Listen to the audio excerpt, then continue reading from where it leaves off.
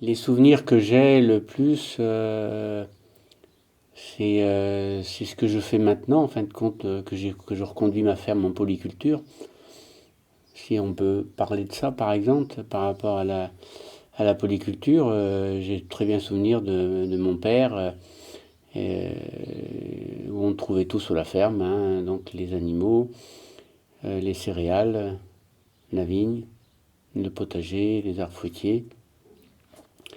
Et il est vrai que donc quand je suis venu donc à ma reconversion, c'est ce que j'ai cherché à reproduire, ce que j'avais connu quand j'étais gamin, hein, ici, hein.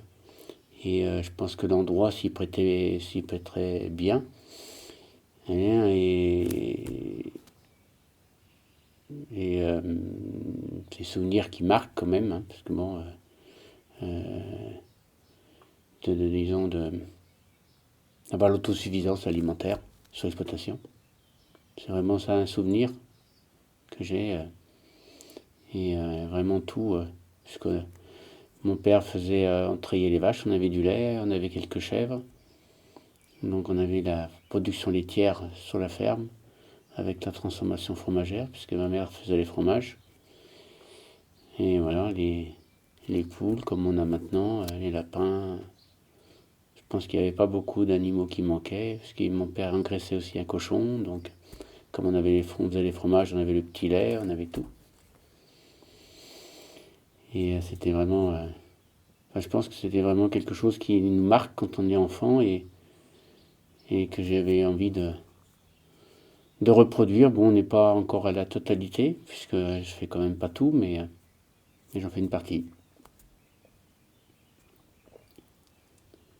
Voilà un petit peu, oui, le souvenir vraiment que j'ai en tant que gamin, hein, que j'avais, malgré bon qu'on ait, on avait aussi une vie un peu différente aussi de maintenant, puisque on aidait beaucoup nos parents, même quand on était jeunes, je veux dire, on allait les aider au champ et tout, et c'était quelque chose de normal, hein, alors que maintenant, on met les enfants au champ, c'est plus difficile. Alors je pense que c'est peut-être un petit peu tout ça qui nous marque, je pense, beaucoup plus que les enfants de maintenant, enfin les gamins de maintenant. Et ben oui, on ne demandait pas trop notre avis, hein, mais c'était comme ça, c'était la vie. Et du coup, justement, qu'est-ce qui a changé entre, tu penses, entre ta génération et celle de tes enfants pour qu'il y ait une, une différence Ben, disons que la différence, elle vient un peu de tout, enfin partout, puisque nous à l'école, ben, on côtoyait que des fils d'agriculteurs et qui avaient un peu la même chose que nous. Donc je veux dire, il n'y avait pas de grande différence que maintenant tu as que nos enfants quand ils sont allés à l'école, eh bien ils ont côtoyé des enfants, les parents étaient salariés, donc ça partait en vacances, ça faisait tout ça, alors que les nôtres, ben, ils partaient pas en vacances. Et ça, je pense que ça les a peut-être un peu frustrés, je pense, par rapport à leurs copains. Et je pense que ça a dû, ça, je pense que ça a pénalisé beaucoup pour une reprise de génération en génération par rapport à ça. Parce que c'est le côtoiement, en fin de compte, des gamins entre eux qui fait que, bah oui, chez nous, on rentre de l'école, s'il faut aller aider dans les champs ou n'importe, alors que les autres, c'était pas du tout ça. Et je pense qu'ils y prenaient plus comme une punition que, bah oui, comment dire, que de vouloir, comment dire, que de vouloir prendre ça justement pour, bah oui, c'est pour le bien, c'est pour bien se nourrir, pour le bien-être et tout ça, mais je pense qu'ils le prenaient plus pour une punition. Parce que je me rappelle de mes enfants quand ils étaient à l'école, ils n'osaient même pas dire à leurs copains qu'ils n'étaient pas partis en vacances ou quoi que ce soit, hein, ils en, pour pas avoir honte de se dire bah oui, nos vacances on les a passées dans les vignes ou dans les champs. Et je pense que c'est ça je pense qu'il les a peut-être un peu dire non, je ferai jamais ce métier-là, tu vois. Tu sais, ça les marque, hein. mhm. Ça les marque Mais bon, c'est comme ça, tu vois, c'est les conflits de génération en fin de compte, et c'est ce qui se passe. Tandis que nous, c'est vrai qu'à l'école, le côtoiement de nos camarades, c'était tout ce qu'ils étaient pratiquement comme nous, tu vois. Donc c'était vite vu, hein, les vacances, elles se faisaient pareil, au champ ou dans les vignes ou quoi que ce soit. Donc c'est tout le monde pareil, on était tous au même pied d'égalité. Que justement, mes enfants ont eu la différence, de toute façon. Puis alors après, quand ils sont partis j'ai rien qu'au collège, tout ça, c'est encore pire. Donc ça a accentué encore la différence, tu vois. Mais bon, c'est comme ça, c'est la vie qui veut ça, et comme on est dans un monde de loisirs et tout, donc on privilégie le loisir à d'autres choses. Mais voilà. Parce que toi, c'était pas, même pas un questionnement que de reprendre le domaine. Ça allait de soi. Ou alors il y a eu des doutes sur elle. Si, il y a eu un petit questionnement pendant quand j'ai fait le service militaire, parce que j'aimais beaucoup la mécanique, en revenant au service militaire, j'avais envie de faire une formation accélérée en mécanique. Et il n'y avait pas de place dans le moment, et donc ils m'ont prévenu, mais un an après, comme quoi il y avait de la place. Et moi, donc j'avais donc travaillé bien entendu avec mes parents. Et puis là, après,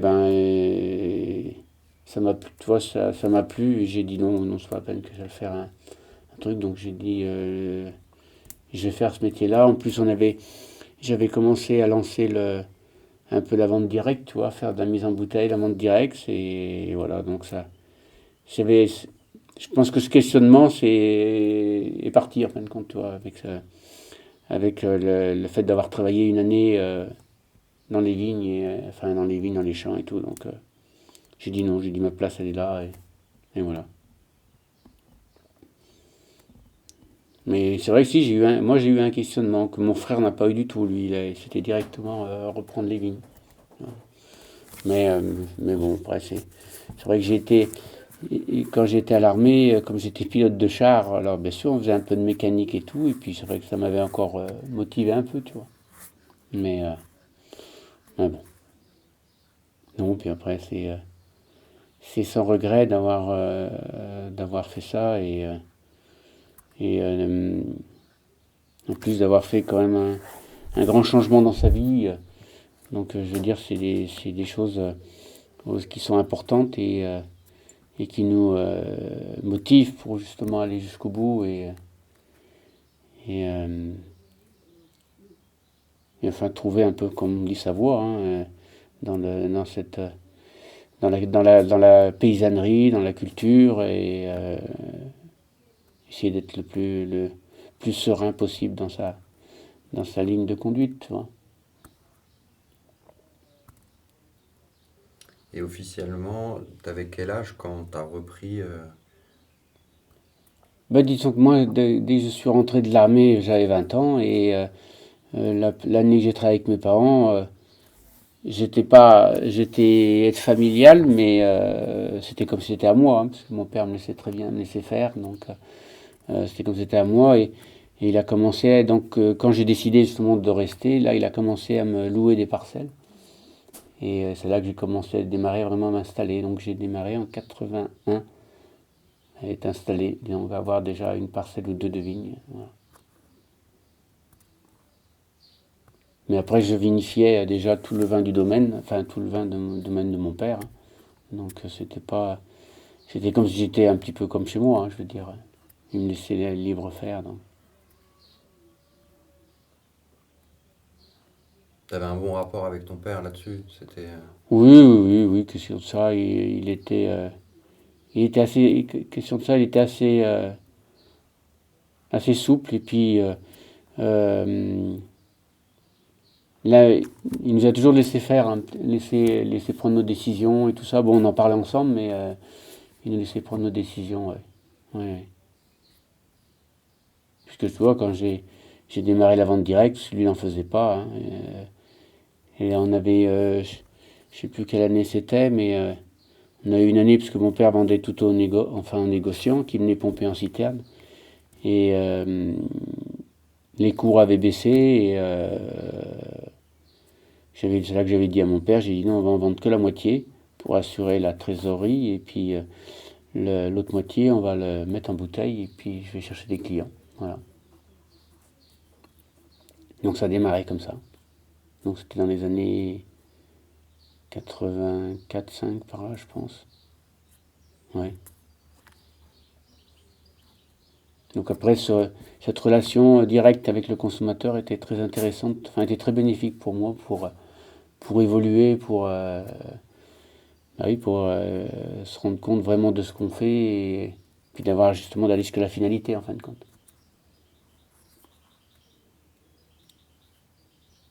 Parce qu'on a quand même la chance, quand on est dans les vignes, eh bien de cultiver la vigne, faire le vin et après l'emmener jusqu'au consommateur.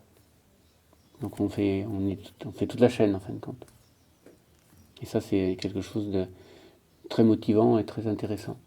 Comme ça on a le rapport direct avec le consommateur. Si c'est bon ou pas bon.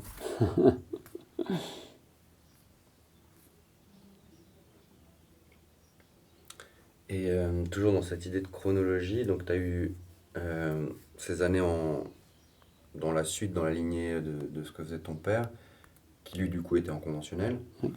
et tu as un passage en bio. Et Oui. ça, c'est combien de temps après disons, ton installation? Moi ça fait 20 ans. Ça faisait 20 ans. Tu faisais Ouais. déjà depuis 20 ans ce métier. Ouais, ça faisait 20 ans. Ah bah oui, parce que j'ai commencé en 81 et tu vois, j'ai changé en 2000. Donc j'ai fait ça 20 ans conventionnel, ouais. Et oui, mais malheureusement, aller dans les écoles nous a appris que ça et on a, malgré que mon père, lui, il a quand même connu donc travailler les vignes sans désherbant. Bon, les pesticides au niveau traitement des vignes, ça existait déjà, hein, parce que c'est démarré tout après l'après-guerre, donc il passait déjà des produits qui étaient quand même pas très catholiques, comme on dirait. Et donc ça, il connaissait. Mais par contre, les désherbants sont arrivés dans les années 60, à partir de 64, 65 par là, qu'il a dû commencer à prendre ses premiers désherbants.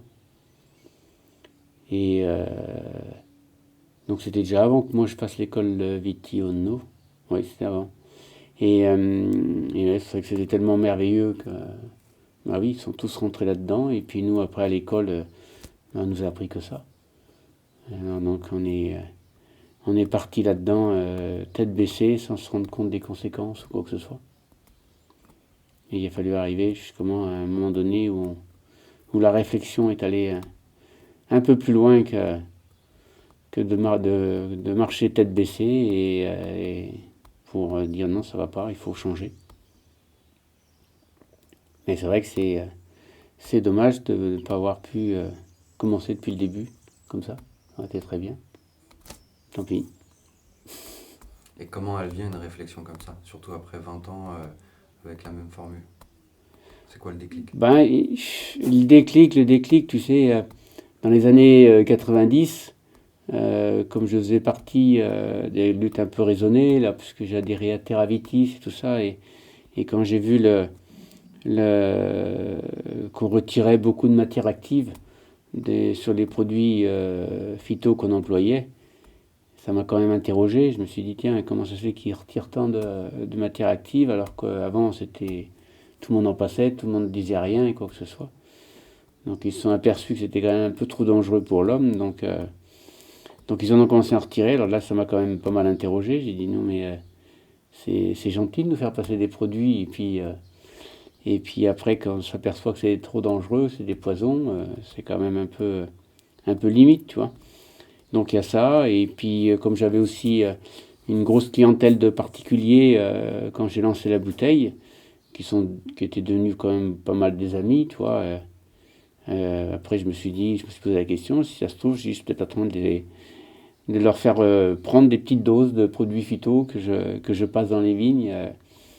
Et donc tout ça, ça m'a quand même pas mal interrogé.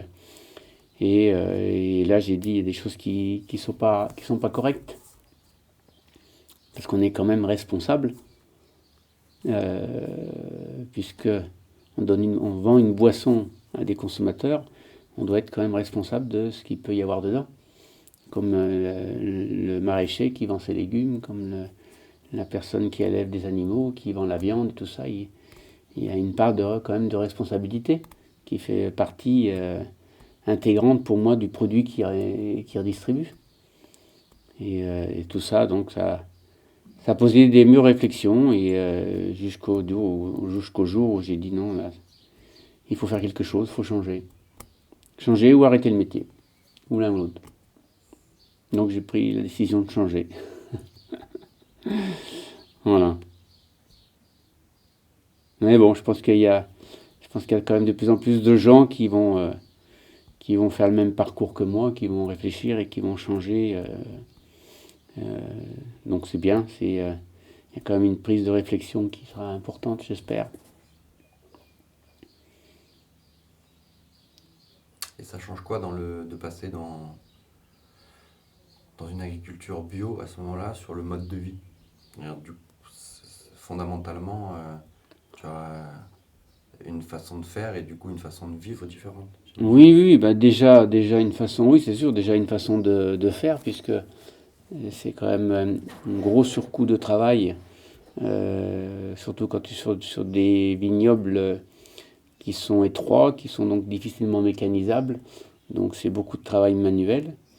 Mais bon, après ça, je le savais très bien, parce que bon, en étant gamin, j'ai quand même connu que mon père, quand il labourait les vignes, qu'il fallait piocher, je veux dire, j'avais quoi, 11 12 ans, donc c'était le jeudi qu'on n'allait pas à l'école, le jeudi, samedi après-midi, combien de fois on allait piocher entre les pieds, une fois que mon père avait décabaillonné, et ça on le savait, hein, donc je savais très bien ce que c'était le travail du sol. Mais donc ça, c'était un petit peu le frein du départ pour se lancer là-dedans. Mais bon, qu'après on arrive à résoudre, hein. Mais c'était quand même le gros challenge qu'il fallait mettre en œuvre. Mais bon, et comme je ne voulais pas modifier mes vignes, hein, comme j'avais beaucoup de vignes qui avaient 40, ouais, entre 30 et 40 ans, j'ai dit elles sont en plein âge pour faire de la qualité et tout. Donc j'ai dit on part sur ce vignoble-là. Et c'est vrai que c'est, même maintenant, tu vois, des fois je réfléchis, je dis si je devais replanter une vigne, comment je la replanterais? Et je pense qu'il y a quelques années en arrière, j'aurais dit bah, je la planterais différemment pour la mécanisation. Et là, je ne suis pas sûr que ce serait maintenant, je le referais, tu vois. Parce que je trouve que avec le travail du cheval, on peut faire vraiment des belles choses. Et par contre, il ne faut pas que ce soit trop large. Parce que après, ça sert, enfin, je veux dire, il reste des parties de sol qui ne servent en fin de compte à rien. Et on diminue la concurrence des pieds de vigne entre eux. Donc, je pense pas que ce soit la meilleure solution. Puisque au départ, nos ancêtres les plantaient serrés. Donc, c'était bien, il y avait bien une raison pour moi. Mais bon, c'était ça, disons que ce challenge. Et puis après, ben oui, le mode de vie, il a changé. Parce que bon, c'est bien de cultiver en bio chez soi. Mais après, on veut essayer de se nourrir maximum donc en bio.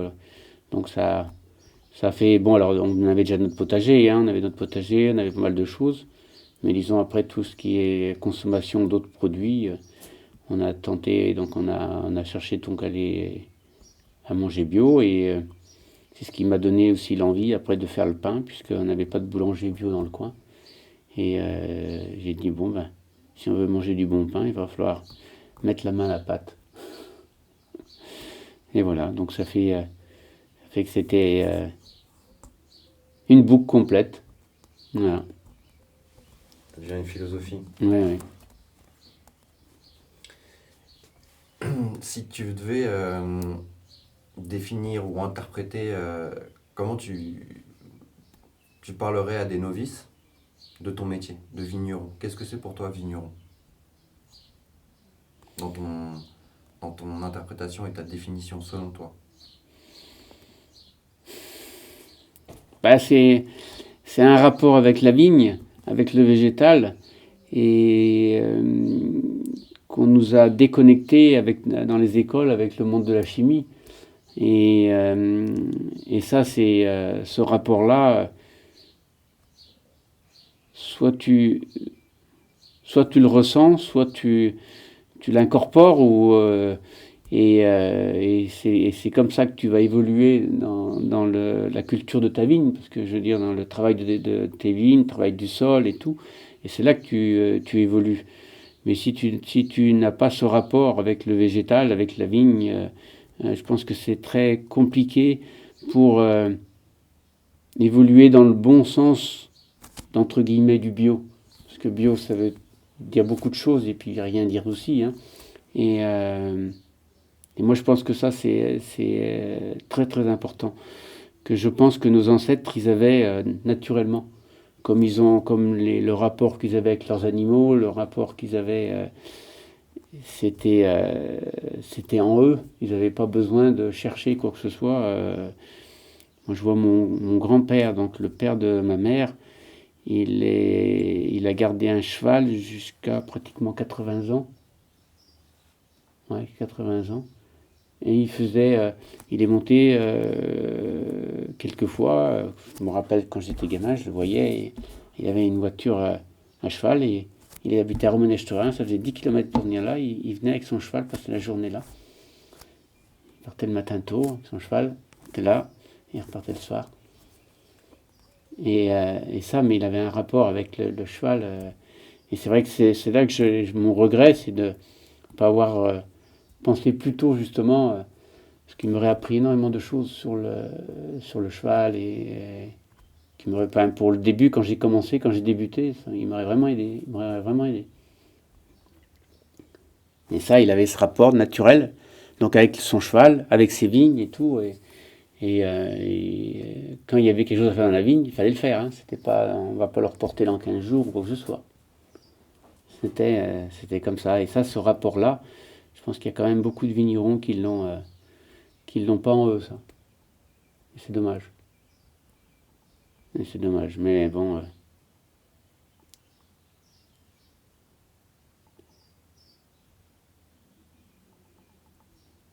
Et je pense qu'on doit malgré que moi je l'avais pas eu, donc comme j'ai fait quand même ces 20 ans de conventionnel, et je pense qu'on le retrouve au fur et à mesure, on l'acquiert au fur et à mesure, parce qu'on voit des comportements différents du végétal, et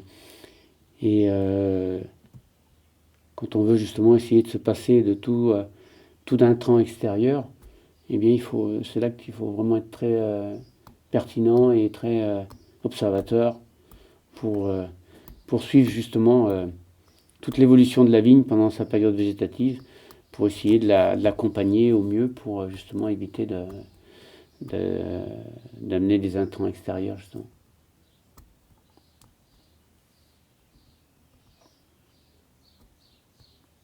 Mais c'est un vrai c'est une complicité. Donc beaucoup de présence dans les vignes, ça c'est sûr. Hein, ça c'est indéniable, surtout pendant la grande période végétative. Il faut vraiment une grande présence.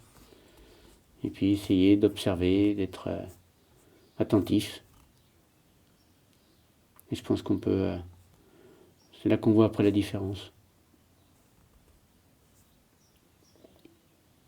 Mais je fais souvent l'allusion avec le rapport, on en parle souvent des dames avec leurs plantes,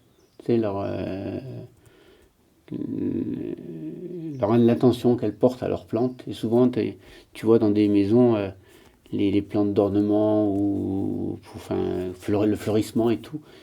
Tu roules dans des endroits, ils ont des plantes magnifiques et tout. Et elles y font pas quelque chose de spécial par rapport à d'autres. La seule chose, c'est qu'elles ont vraiment une intention avec leurs plantes. Et ça, quand tu écoutes comme ça, on entend souvent parler de ça.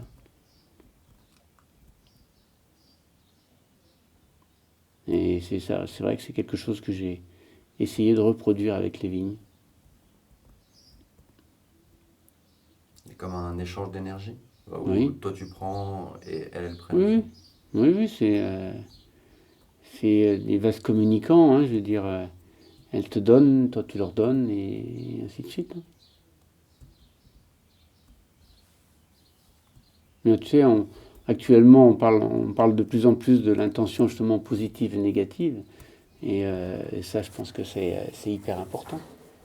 Et, même entre les humains, hein, parce que pourquoi qu'il y a des gens au travail se sentent très mal ou quoi que ce soit, parce que si tu as un chef qui t'envoie que des ondes négatives ou n'importe, je veux dire, c'est pas simple. Hein. C'est pas simple. Il n'y a jamais eu autant de dépression actuellement. Hein. Il y a beaucoup de gens dépressifs. Donc il y a bien une raison. Et on ne cherche pas les causes, plutôt que d'aller essayer de soigner la dépression.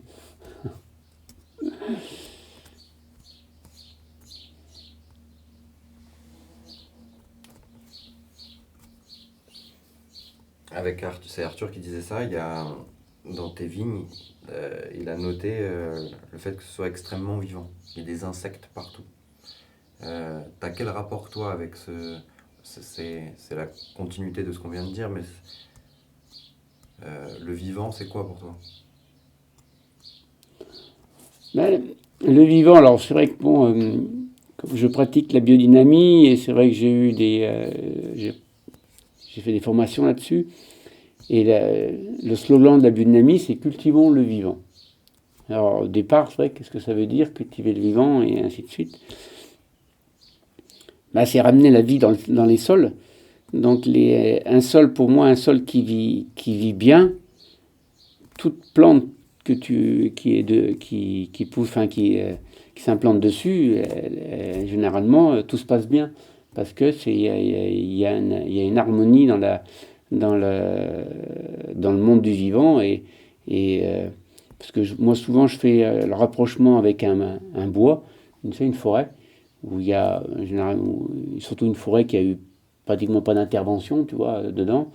Et bien quand tu te balades dedans, tu regardes, mais tout vit, tout et ça sent une énergie, ça donne une énergie. Je veux dire, les arbres ils donnent de l'énergie et ça c'est parce que bah oui c'est naturel, c'est comme ça, c'est comme ça que ça fonctionne.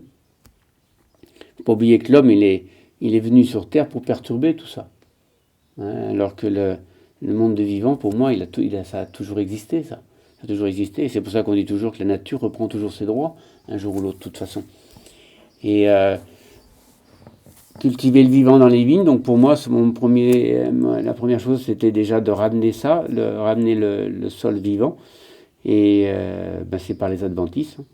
Et, les adventices, elles arrivent, parce qu'on dit toujours les mauvaises herbes, mais moi je ne parle pas de mauvaises herbes. Je dis les adventices, l'herbe qui pousse naturellement. Elle vient là pour corriger toutes nos erreurs qu'on a fait avant. Et par l'implantation justement de ces herbes, eh bien, elles amènent les insectes après. Et c'est là qu'après tu vois la vie qui arrive tout doucement et de plus en plus et ainsi de suite. Et après c'est aussi l'histoire de quand tu fais de la vigne, c'est quand même de la monoculture, il ne faut pas l'oublier non plus.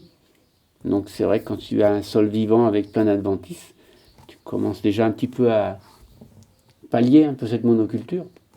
Bon, moi j'ai la chance là, chez moi, c'est d'être entouré d'une forêt, d'avoir des prés le tour, donc on a quand même une diversité déjà naturelle. Alors ça c'est déjà un point fort, mais quand tu prends maintenant des endroits où tu vois que de la vigne, que de la vigne, que de la vigne, que de la vigne, eh ben c'est quand même pas facile à ramener justement ce monde du vivant. Mais je pense que maintenant s'il fallait reconfigurer un petit peu les terroirs, enfin l'agriculture, eh bien il faudrait, même si tu as un beau terroir, je veux dire à vigne, eh bien il faudrait pouvoir alterner un peu de vigne, un peu de céréales, un peu de...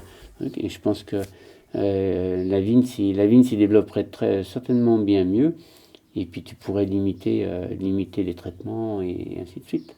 Parce que plus tu fais de la monoculture, plus tu es obligé de traiter, parce que tu concentres des insectes qui vont être ravageurs pour cette monoculture, mais tu invites pas le prédateur puisqu'il n'a rien d'autre à se nourrir ou quoi que ce soit. Et puis après, dans un monde du vivant, il y a toujours une concurrence.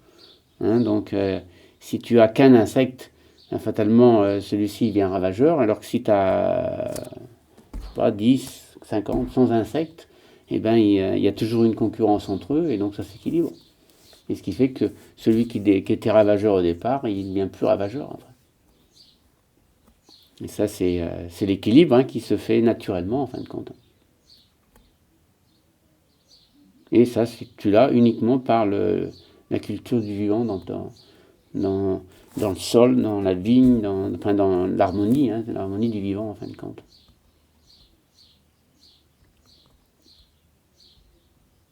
Et c'est ce qu'on recherche, en fin de compte, pour justement pallier avec les intrants, pour ne pas être obligé d'utiliser des intrants.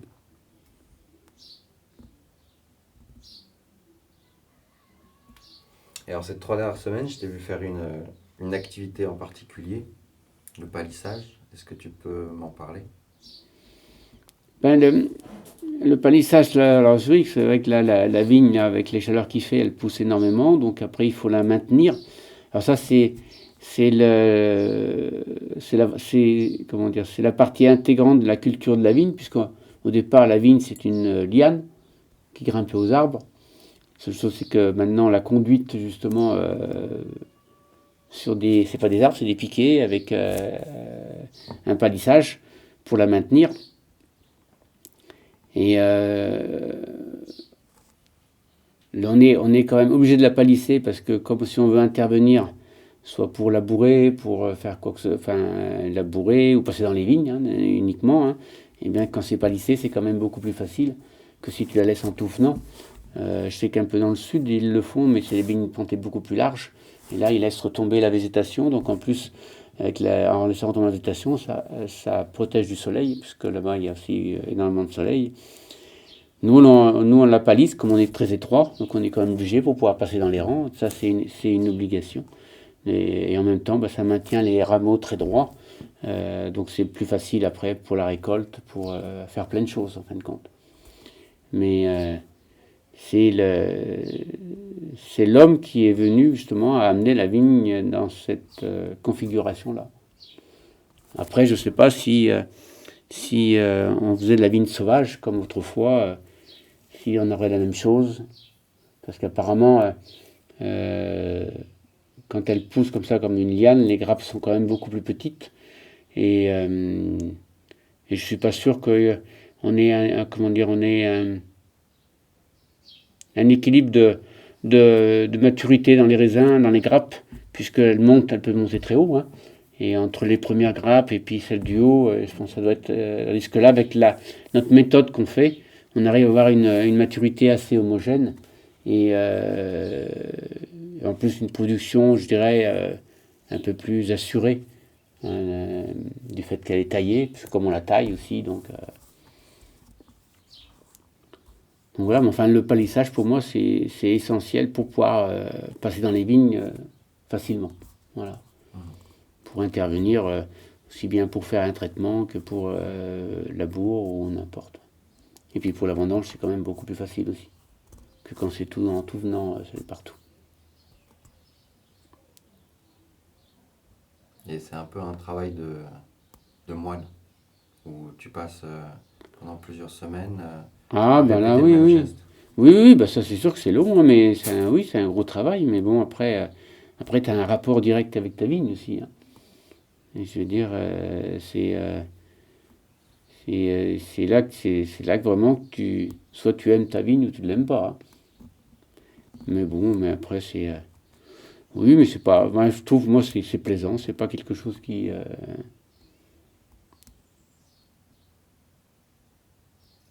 Puis bon, il faut le faire, donc on le fait.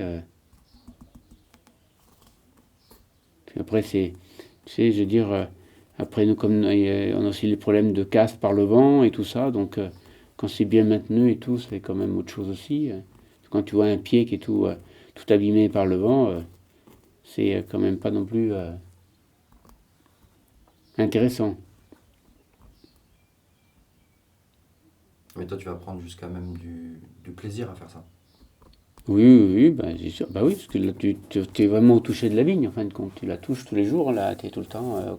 Tu as vraiment un contact très, Vraiment un vrai contact, je veux dire. Tout à fait. Tout à fait, tout à fait. Surtout que ça se fait tout à la main. Hein. Parce que maintenant, il existe des palisseuses automatiques. Hein, donc, je veux dire, c'est encore autre chose. Hein.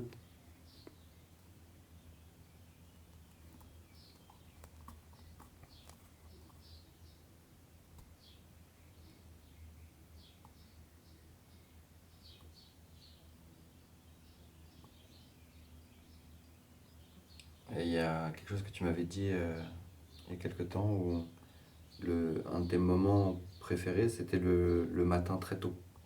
D'aller dans la vigne le matin très tôt. Mhm. Pourquoi? Eh bien, disons que je pense que la plante, elle fait comme nous. Hein, je veux dire, elle a une période nocturne. Elle se repose. Et les premiers rayons de soleil qui commencent à pointer, je veux dire, c'est la photosynthèse, donc c'est comment dire, c'est le démarrage de la journée, elle explose, je trouve, elle explose en beauté, en odeur et tout. Donc je veux dire, c'est des moments magiques pour moi, je veux dire, et ça c'est des choses que l'on ressent, euh, tu sais, comment on pourrait expliquer ça, mais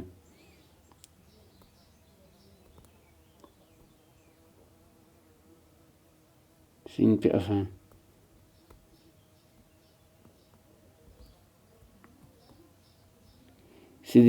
c'est un moment, je vois, comme surtout là, comme en ce moment là, qui fait très chaud. Je veux dire, le matin, donc elle a capté un peu de fraîcheur la nuit, et quand tu la touches là le matin, là, c'est pas du tout pareil que quand tu vas travailler en plein soleil et quoi que ce soit. Et je veux dire, il y a vraiment, on a l'impression comme si c'est la vie repartait, tu vois, tous les matins. Parce que bon, je dirais, et ça c'est quelque chose, ben oui, que même nous humains on ressent aussi. On est quand même beaucoup plus, comment dire, pertinent, plus actif le matin qu'en fin de journée. Je veux dire, où il y a la fatigue de la journée, il y a plein de choses. Et je pense que nous aussi, je pense qu'on est aussi plus réceptif euh, du végétal aussi le matin que le soir. Donc je pense il y a un échange d'énergie qui est beaucoup plus important le matin. Et ça, c'est quelque chose qui est pour moi très important. Et je vois par exemple pour le travail du sol avec le cheval, eh bien, on démarre des fois les matins très tôt, juste il fait des fois encore un peu sombre. Et là, tu as vraiment t'as l'odeur de la terre qui est fabuleuse, que tu n'as pas en plein milieu de journée. Parce que même le sol capte la nuit certaines choses, et le matin, c'est fabuleux, je veux dire, là, cette odeur de terre du sol qui se dégage là, quand tu passes ta charrue.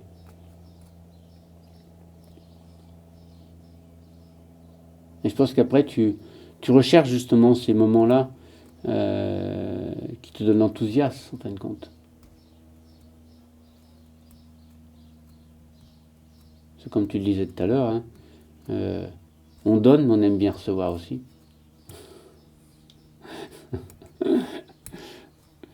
Et j'imagine que tu préfères tes vins aujourd'hui qu'il y a 20 ans. Ouais, ça n'a rien à voir, il n'y a aucune comparaison. On ne peut pas du tout comparer des choses qui pour moi sont incomparables. Déjà je veux dire, maintenant je fais des vins vivants, donc comme je cultive le vivant, je fais des vins vivants. Donc ça c'est déjà des choses que tu peux même pas mettre une définition par rapport à ce que je faisais avant.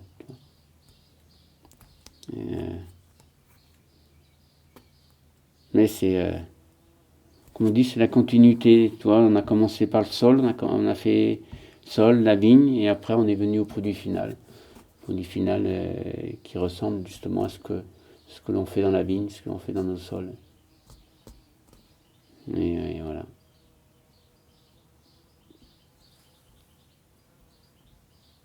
Alors qu'avant, je ne veux pas dire qu'on cultivait la mort, mais je veux dire, on était quand même dans des choses qui n'ont pas de...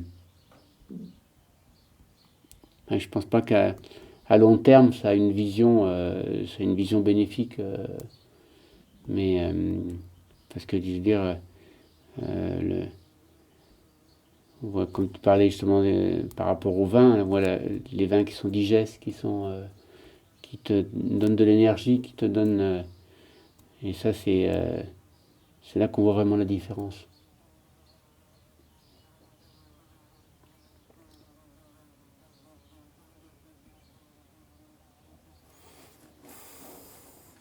Je pense que c'est pas mal. Ouais, il y avait la question de justement l'avenir du domaine. Mhm. Parce qu'on tu cherchais une succession. Ah. Ça c'est une grande question. Maintenant, moi je suis persuadé qu'il y a des personnes que ça intéresserait. Maintenant, faut se rencontrer, comme on dit. Parce que pour moi, il n'y a pas de raison que ça ne continue pas. Et c'est vrai que j'aurais vraiment envie que ça continue, tu vois. Que ça puisse... que d'autres personnes qui ont un bon enthousiasme, j'espère comme moi, et qui ont envie justement de prolonger ça. Mais ça, c'est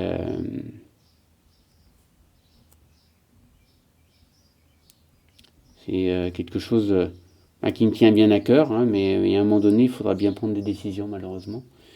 Mais j'espère arriver à à se rencontrer rapidement avec ces gens-là, qui me, qui me permettraient de partir sereinement.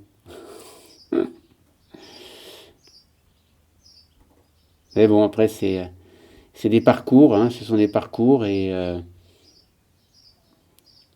voilà, donc... mais je pense que ici, il faut donner et tu recevras.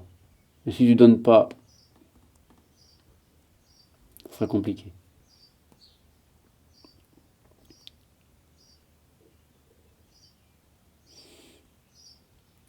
C'est le conseil que tu donnerais aux jeunes que tu vas trouver pour s'installer ici? Ouais, D'être donné pour recevoir. voilà. Donner pour recevoir. Ouais.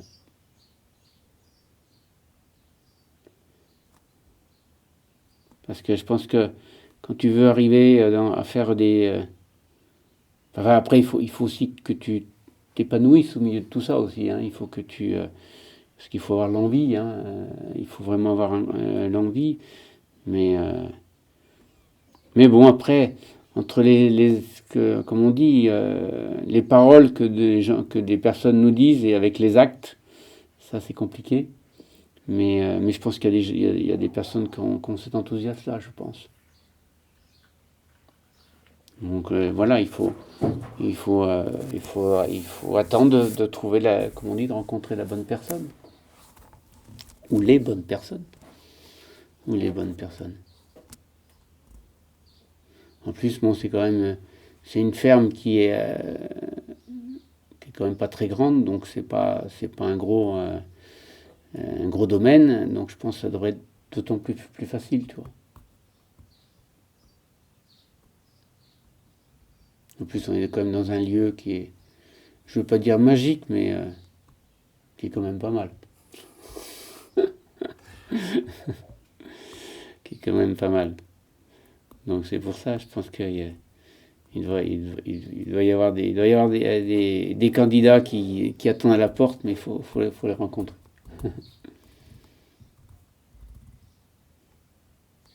Il doit y avoir des gens qui ne savent pas encore Possible, qu'il y a un endroit comme ça. c'est possible. Oh oui, certainement, il y a des gens qui ne savent encore pas, ou peut-être encore un peu indécis, c'est comme on dit, hein, quand il faut se lancer, c'est vrai que c'est pas toujours évident au départ, mais bon.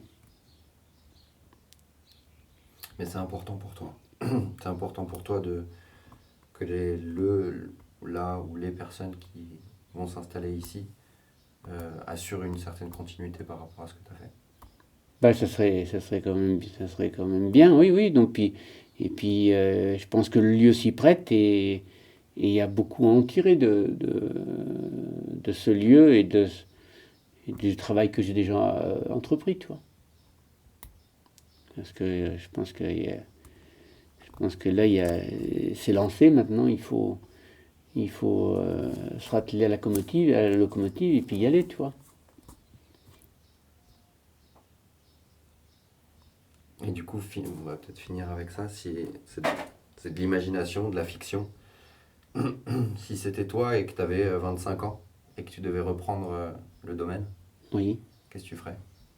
Comment tu ferais?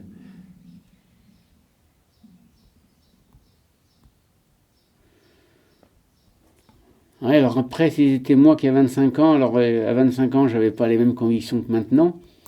Tu vois, c'est quand même totalement c'est différent.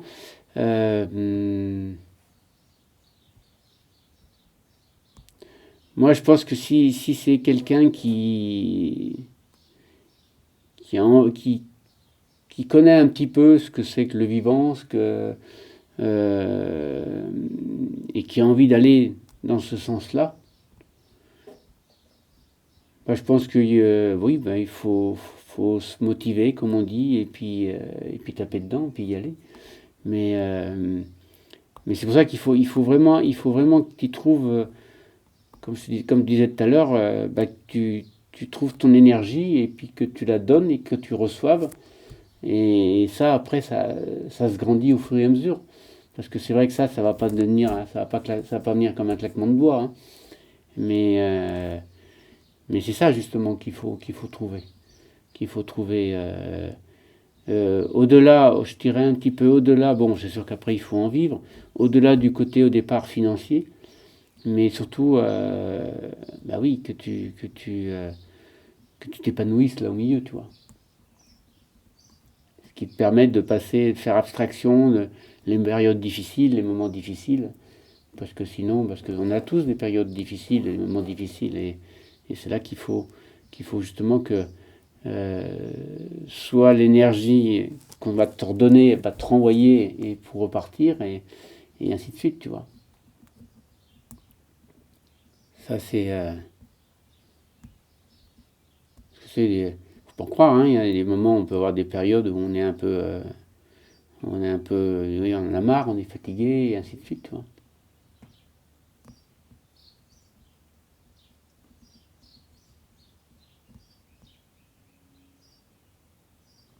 Non, moi je pense que si j'ai un jeune qui vient comme ça, qui a vraiment envie de faire ça, bon, je suis prêt à l'accompagner, hein, au départ, pour lui apprendre un peu ce que je sais. Et lui, après, il peut voir il peut faire des changements, hein, parce que ça, tu sais, on peaufine, comment dire, on peaufine un peu son outil de travail. Et donc, il peut faire des petites modifications, des modifications s'il veut. Moi, ça me dérangera pas, hein, je veux dire. Mais il faut au moins que le fond soit la même chose, tu vois. Vraiment, il faut que ce soit la même chose.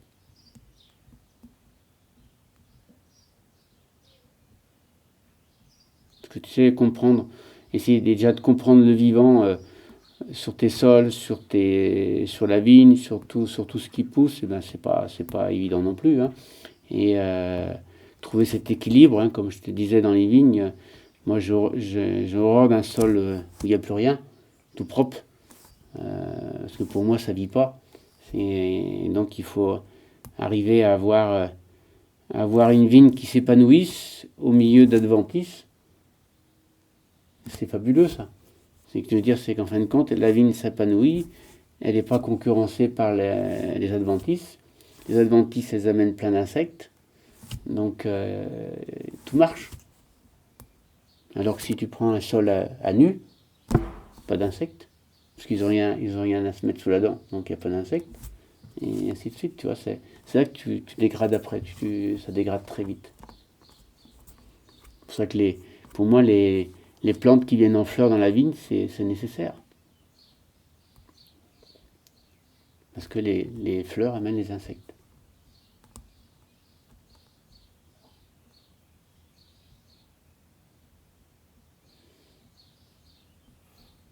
Merci Michel. De rien. Si on peut aider des personnes à J'ai aimé la conversation. à aller un peu plus loin, Ouais, ouais. à comprendre pourquoi on fait ça.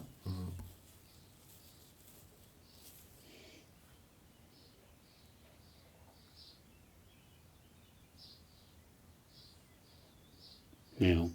Mais tu vois, c'est, c'est un peu pour ça que, comme je te disais, que je veux arrêter parce que je voudrais parcourir la France et tout, mais c'est pour parcourir la nature, hein. Vivre dans la nature tous les jours, essayer de comprendre des choses, essayer d'apprendre, de t'enrichir, mais t'enrichir par plein de choses, tu vois.